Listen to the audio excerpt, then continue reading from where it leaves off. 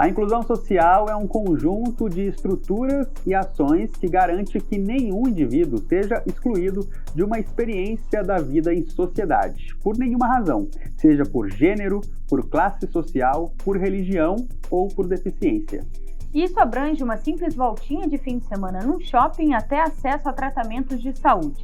Sem adaptação e inclusão, pessoas com deficiência enfrentam, além de preconceitos, dificuldade para participar de vivências básicas no âmbito social. No programa de hoje, a gente debate o que já é feito e o que ainda falta para que as pessoas com deficiência vivam uma vida inclusiva, com leis e iniciativas governamentais e sociais. Fique com a gente, Sobre Política está começando.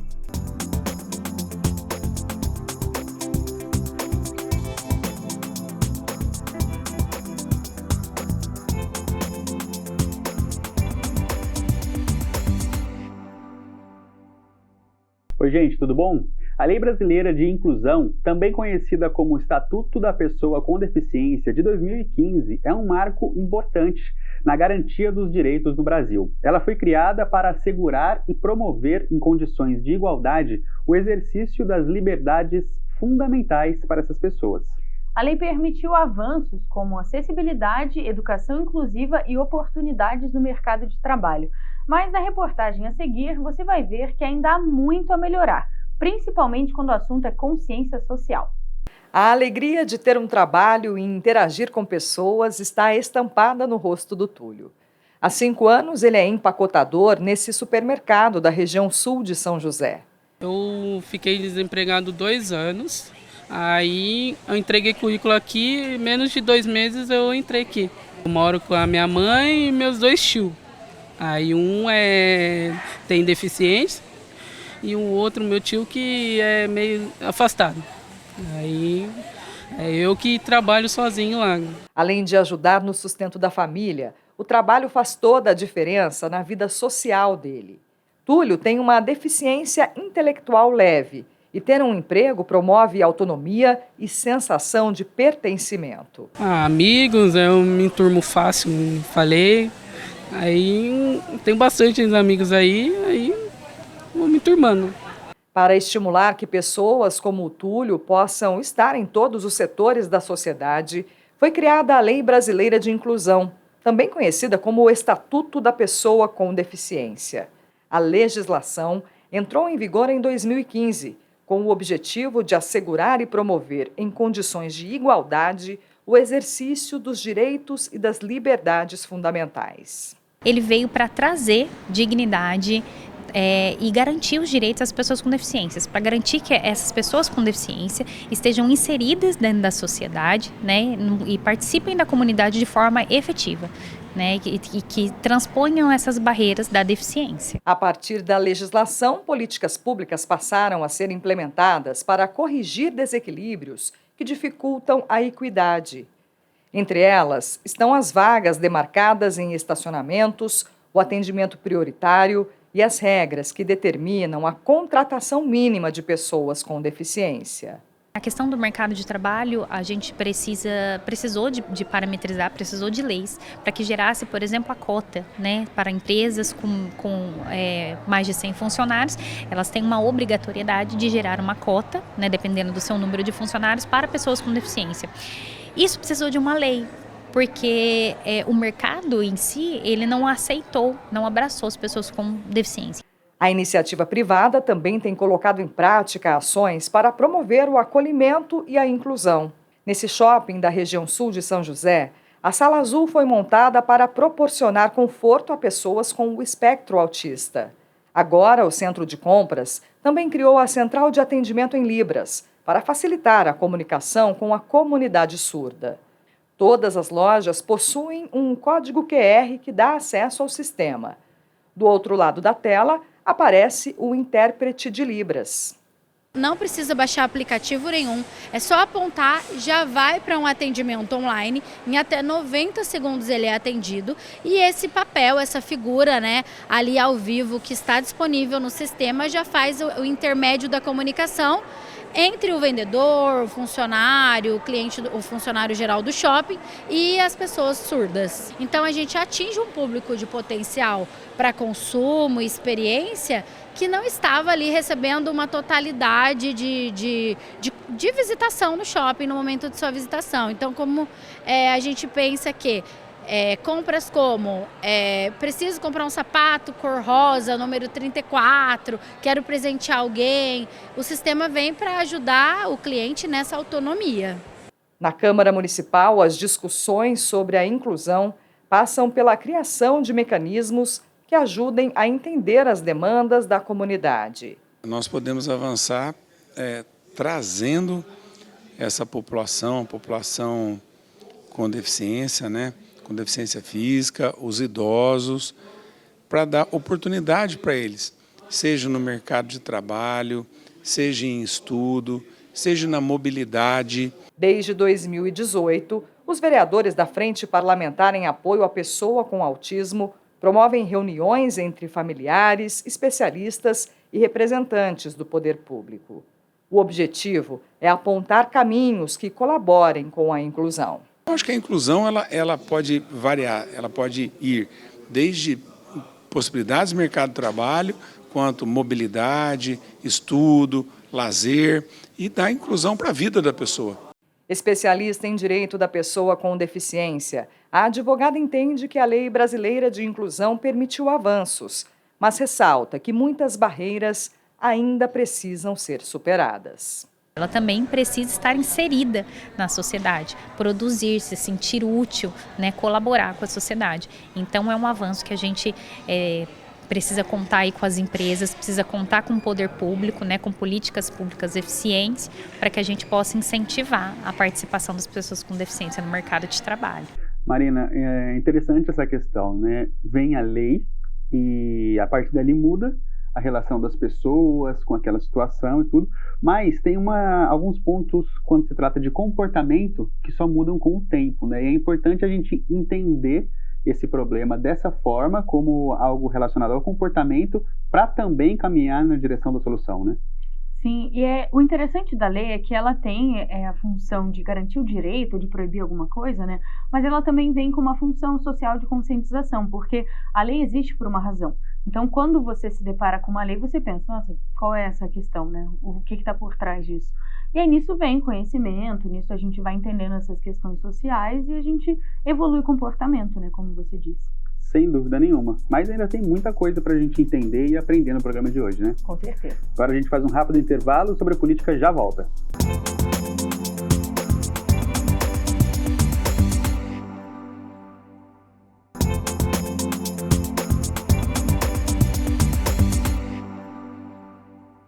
O Sobre Política está de volta. Bom, no primeiro bloco, você conheceu a Lei Brasileira de Inclusão e viu que, apesar de estarmos evoluindo, ainda temos um bom caminho para incluir pessoas com deficiência no funcionamento social como um todo. Aqui na Câmara de São José, em direção à inclusão, esse caminho passa pela Frente Parlamentar em Apoio à Pessoa com Autismo. A ideia é debater soluções para enfrentar dificuldades no acompanhamento médico e psicológico e na inclusão social. Para falar sobre isso, a gente recebe aqui o vereador Fernando Petit. Bem-vindo, vereador. Obrigado Marina, obrigado Marvin. E vamos lá conversar um pouquinho. Opa. Vereador, como o senhor percebeu a necessidade da criação dessa frente parlamentar? Bem lembrado, né? Lembrar aqui também, não posso esquecer, foi uma criação minha, de minha autoria, juntamente com a vereadora Dulce Rito e o vereador Marcão da Academia. E a gente percebeu que, por mais projetos de leis que a gente apresentava, né, direcionado ao autista e seus familiares, ainda a cidade de São José dos Campos não tinha políticas públicas voltadas a esse público.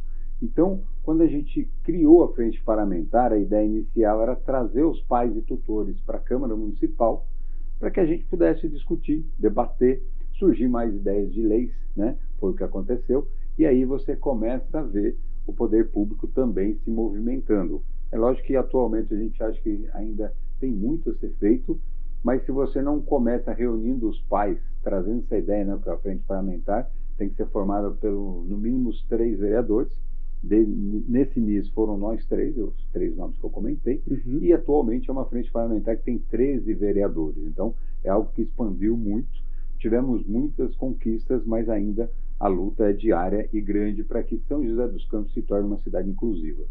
E, vereador, é interessante essa questão que o senhor apontou, né, de conhecer os problemas, de se aproximar ali da realidade que essas pessoas vivem, um primeiro passo para entender a complexidade da situação, né, mas hoje, na verdade, quando a frente foi criada, qual era a situação, quais foram os primeiros desafios encontrados nessa área? Para você ter uma ideia, né, se você pegar famílias que têm filhos com mais de 11, 12, 13 anos, eles falam abertamente que a administração pública, né, o poder público não tinha ação nenhuma referente aos autistas. Então, a princípio, a gente começa a mostrar que existem esses grupos, né, aproxima esses grupos da Câmara Municipal, enfim, aproxima da política. E é lógico, o pai que cresceu, né, teve seu filho, cresceu, não teve nenhum apoio da administração pública, ele vem desconfiando. Quando você consegue conversar, mostrar que quer ouvir eles, né? Porque eu costumo dizer, todos os projetos de lei que saíram do meu gabinete foi porque eu ouvi algum pai ou algum profissional da área, né? E isso é importante, porque é o dia a dia, eles que vivem, né? E ali, o que surgiu em São José dos Campos? São José dos Campos foi uma das primeiras cidades no Brasil a dar prioridade para os autistas, foi de uma conversa com um casal, né, de pais, ouvindo, eu apresentei esse projeto, fiz em conjunto com a vereadora Dulce Rita na época. Depois veio a carteirinha de identificação, né? Atualmente em São José dos Campos tem em torno de 2.000 carteirinhas. Não é o total de autistas, né? Tem muitas famílias que ainda não aceitam, tem muitas famílias que não têm esse conhecimento. Então, quando você ouve, transforma em leis, e não é só lei, né? Aqui eu não posso esquecer os shoppings, né? 3 grandes shoppings de São José dos Campos, né? Center Valley, Vale Sul e Shopping Oriente. Eles têm aquela sala da calma, alguns denominaram sala azul, sala do afeto, enfim. É aquela sala que, se o autista está passeando com os seus familiares, ele se estressa, você leva, né, a família leva até esse ambiente no shopping, que já é um ambiente propício para recebê-los, e continua, após ele acalmar, após, né, ter tudo certinho, controlado, você continua, a família continua o passeio, continua as compras. Então, você mostra que também o setor privado ele está se tornando inclusive em São José dos Campos. A gente fica muito feliz com isso. Essa proximidade, né, que é com os pais, que a Frente Parlamentar proporciona, é super importante, porque é daí que partem as demandas, né? É até curioso da gente pensar que no Brasil a gente não tem estudos sobre o autismo, no sentido de quantas pessoas vivem, né, com autismo. A gente tem estimativas de acordo com estimativas populacionais de outros países. Isso é muito ruim, porque é o ponto de partida para a gente começar, né, com soluções. Mas pensando nessas questões das demandas que esses encontros da Frente Parlamentar proporcionam, quais ainda são passos que a gente precisa dar, principalmente aqui em São José, que os pais continuam trazendo na frente, nos encontros, né, da frente, e que ainda não foram alcançados? São muitos, né, ainda, né? Tem muitas crianças que não têm o laudo. Então, aí a família que começa a conversar com uma família que tem a criança autista, ele enxerga que seu filho pode ser autista, por conversa com profissionais, e ele não consegue passar por alguém que faça o laudo na rede pública, né, de São José dos Campos. É somente um profissional em São José dos Campos, na rede pública, que faz esse laudo. Na Frente Parlamentar eu tinha solicitado, depois virou um pedido em conjunto para que a Prefeitura pudesse capacitar outros profissionais. Foi prometido uma capacitação para o ano passado, que não aconteceu, que pegaria também os pediatras infantis, os pediatras e os psiquiatras infantis, para que eles pudessem dar o laudo e você ter um número maior de profissionais. Algo que a gente solicita também, vendo que tem poucos profissionais, é que a Prefeitura pudesse fazer um mutirão justamente para laudar essas crianças, que a gente quando fala de família, não são só as famílias que nos procuram, né? Os profissionais da rede pública de ensino, muitos professores e diretores já me procuraram e falaram: Petiti, eu tenho muitas crianças na escola que não têm o laudo, a gente não consegue direcionar para educação especial, porque às vezes a família, né, também pode achar que é um preconceito, porque não tem um laudo ainda, então a gente precisa chegar nisso. Já vi em outras cidades que existe o mutirão é muito complexo, porque é difícil uma criança ser laudada por uma consulta só, ela tem que passar por vários profissionais. Então, se a Prefeitura se conscientizar, ela conseguiria fazer esse mutirão. O ano passado, a gente começou a ter problema com os casos do acesso livre, do acesso já, que eram os carros adaptados para pegar as crianças autistas, seus familiares, para fazer as terapias. Algumas famílias perderam esse acesso já. A gente sabe que o investimento da prefeitura ainda está muito longe de chegar ao teto. A prefeitura fez um contrato de 16 milhões de reais e só gastou 4 milhões. Então a gente sabe que tem 12 milhões ainda para investir nesse assunto de ter o transporte adaptado. Muitas crianças autistas e jovens não conseguem andar de ônibus, porque é muito barulho, o dia a dia muda, né, tudo, então é difícil a mãe andar de ônibus com essas crianças. Em muitos casos, a mãe precisa pegar mais que um ônibus. Então, o carro adaptado, tem muita gente que pode pensar que é um conforto, pode até ser um conforto, mas é uma necessidade antes de ser um conforto. Então, o laudo, né, acertar corretamente todo o processo do acesso já para as famílias que realmente precisam dessa realidade, são dois pontos importantíssimos. E algo que a gente já luta desde que iniciou a frente parlamentar é que São José dos Campos pudesse ter uma escola especial. Dá um exemplo aqui, a cidade de Taubaté tem uma escola de educação especial há 30 anos funcionando, e ali a criança que não se adapta à inclusão nas escolas, ela é transferida para essa escola especial. Então, um centro de convivência, uma escola, seria fundamental para que pudesse receber essas crianças e, em conjunto, fazer um trabalho para os pais, né? Muitos pais pedem o atendimento profissional de um psicólogo, um psiquiatra, para que a gente também possa ter acompanhamentos que os pais da rede pública ainda não têm. Vereador, nosso tempo é curto, já está acabando, mas antes eu queria tirar mais uma dúvida com o senhor, que como se trata de um assunto complexo, às vezes as pessoas podem assistir e ter a impressão que falam, mas falta decidir tal coisa, falta conversar sobre tal coisa, mas às vezes são temas, tópicos que estão na esfera estadual ou federal, né? Para esclarecer para as pessoas, o que faz parte do poder do município mesmo, estão na paramunicipal aí, que podem ser discutidos e resolvidos na cidade. Sim, boa pergunta. Volta um pouco para o laudo, porque o laudo é municipal, é um profissional que pode dar. Nós temos somente um, então a capacitação de mais profissionais, chamar clínicas especializadas para fazer um mutirão, um convênio para o atendimento, né? Também o que pode ser resolvido é o acesso já, porque é uma política pública, tem uma lei federal, e também o que eu acho importante é a administração pública aproximar os pais da administração. Tem uma lei aprovada de minha autoria, que é a roda de conversa dentro das escolas públicas. Você aproxima os pais para que possa orientar como deveria ser a educação do filho, porque cada criança atípica ela tem que ter um olhar diferenciado, né, especial. E aí essa roda de conversa serviria para os pais não só falar o dia a dia dos seus filhos, para que a educação cada vez melhore mais, mas também para serem ouvidos, né? A gente sabe também de muitas histórias de bullying. Até esse ano teve uma muito triste, que um jovem de 16 anos foi morto, né, depois de apanhar muito. É muito triste lembrar disso, mas é importantíssimo que as escolas, não só as públicas, mas particulares, estaduais, pudessem abrir as portas para que os pais pudessem explicar um pouco, falar a realidade do seu filho, para que a gente diminuísse um pouco o preconceito. Então, tem tudo isso. Eu acho muito fácil, ao mesmo tempo que é um assunto complexo, tem ações que são fáceis, como essa proximidade dos pais nas escolas, de várias associações que foram criadas por pais, por profissionais de São José dos Campos, e aí você conseguiria, como a gente fez na frente parlamentar, ouvindo os pais e os profissionais, a gente conseguiu construir uma política pública muito forte em São José dos Campos. Agora, a administração pública, né, o Poder Executivo, que é o prefeito, poderia abrir essas portas para que pudesse aproximar e, com isso, quebrar muitas barreiras que São José ainda tem a ser feito. Perfeito. Petiti, gostaria de agradecer a sua presença aqui no Sobre Política e pelos esclarecimentos do programa de hoje. Obrigado o convite aí, um abraço.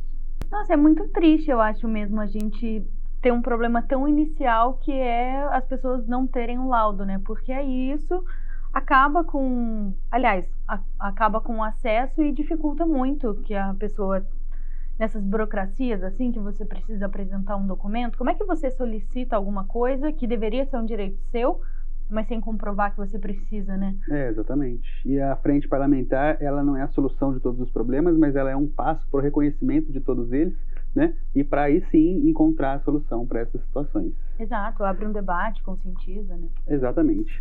Bom, gente, daqui a pouco a gente continua debatendo esse assunto. Sobre política, faz um rápido intervalo e a gente já volta.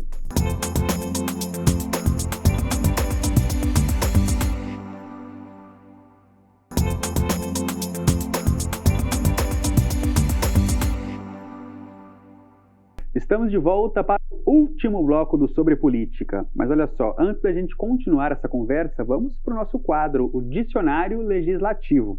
Hoje a gente te explica o que é o Portal da Transparência. Você sabe o que é? Então confere aí.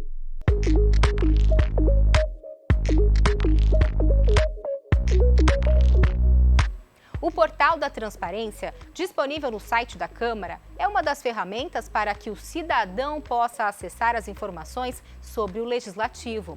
Na página, a população tem acesso a todos os dados que envolvem os gastos e receitas e até fazer uma pesquisa mais detalhada e consultar os relatórios fiscais do Legislativo.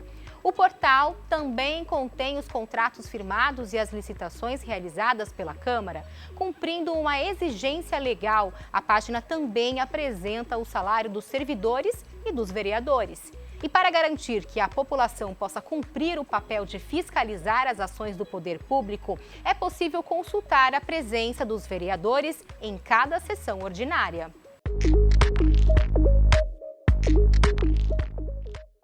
Bom, hoje nós poderíamos passar o resto do dia aqui para entender, para aprender mais sobre um assunto que é tão complexo, né, Marina? Totalmente. Mas, para você entender o quão importante é esse tema, a gente traz agora um exemplo prático disso tudo. Isso aí. Pessoas com deficiência convivem com a realidade do preconceito, comportamentos que têm impacto na autoestima e na igualdade de oportunidades. Olhares, comentários e atitudes desrespeitosas e muitas vezes capacitistas. Uma das formas de quebrar esse preconceito é através da informação. Na medida que você conhece uma realidade, você passa a entendê-la. Então, a gente te mostra agora na reportagem como o acesso ao conhecimento pode fazer a diferença para toda a sociedade. Igualdade. Realizar a eliminação de barreiras e obstáculos para que todos os cidadãos tenham as mesmas condições de oportunidade. Esse é o conceito principal da Lei de Acessibilidade, um direito vital para garantir qualidade de vida às pessoas com deficiência. Mas no dia a dia, será que promover igualdade é fazer justiça? Dizer que é igualdade, vou fazer tudo igual para todos, isso não é justiça.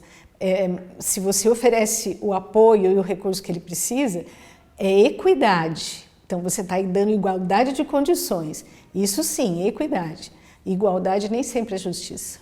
O último censo apontou que o Brasil possui mais de 18,6 milhões de pessoas com deficiência. Apesar do número alto, muitas ainda são as dificuldades para garantir a inclusão. Thales Roberto ficou deficiente aos 17 anos, após reagir a um assalto. Desde então, a sua percepção sobre a vida mudou. Eu tive um acidente que me causou aí um déficit físico e isso já fazem mais de 22 anos, né? Eu não notava quantos deficientes tinham antes, hoje eu já sei que tem muito mais pessoas com deficiência do que eu me imaginava antes de não ter a deficiência, né? Uma das dificuldades para as pessoas com deficiência é o acesso à educação. Apesar de um direito garantido por lei, muitas instituições ainda não estão preparadas para promover as adaptações necessárias. Só colocar dentro da escola e não garantir a permanência, nem garantir o desenvolvimento, não é o suficiente, né? Então, a escola precisa preparar os colegas, falar sobre deficiência, né? Falar sobre valores, sobre humanização, né? São coisas que tem que ir preparando a classe, a turma, os outros colegas, porque o que a gente observa na prática é que muitos desses alunos sofrem bullying. Outro ponto envolvendo a educação é a falta de capacitação dos professores para o atendimento individualizado aos alunos PCDs, um fator importante que interfere no aprendizado. Para iniciar uma inclusão, eu acho que a primeira inclusão é com os professores, dando ferramenta, capacitações para um professor saber trabalhar com um aluno em sala de aula. Essa é a primeira inclusão. E as barreiras à educação impactam também para o futuro, na sequência do mercado de trabalho. De acordo com o IBGE, somente 26,6% das pessoas com deficiência encontram espaço dentro das empresas, que muitas vezes não oferecem o tempo e a capacitação necessária para esses funcionários. Por isso, a inclusão precisa ser tirada do papel e ser colocada em prática. Uma empresa quer contratar, mas ela não tem a parte acessível, né? E aí acaba aquém de contratar, né? Será que ela contrata esse ou aquele deficiente com uma deficiência leve ou mais severa?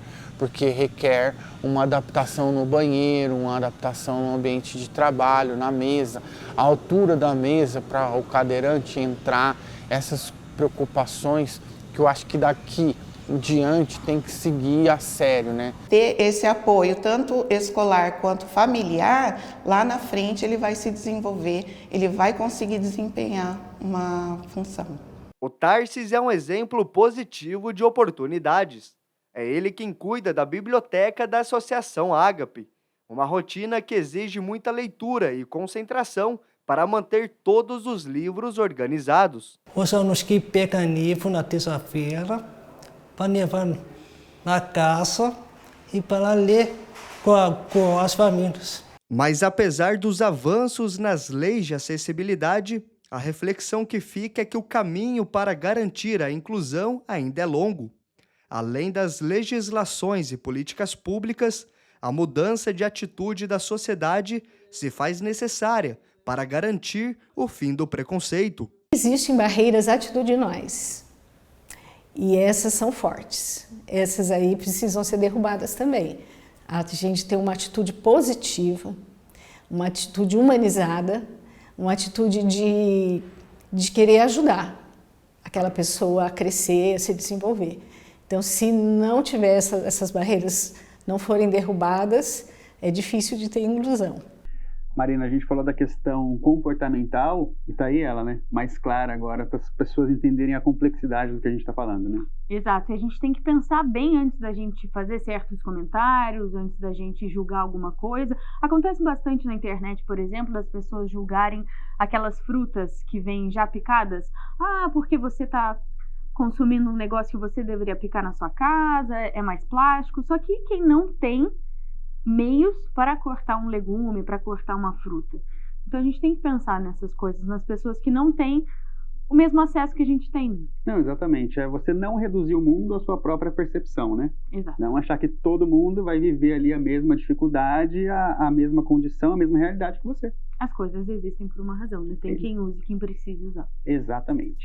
Bom, gente, espero que vocês tenham gostado, aprendido com esse programa, porque termina aqui o Sobre Política. Para rever esse e outros programas, é só acessar o nosso canal no YouTube, é o youtube.com/TV Câmara SJC.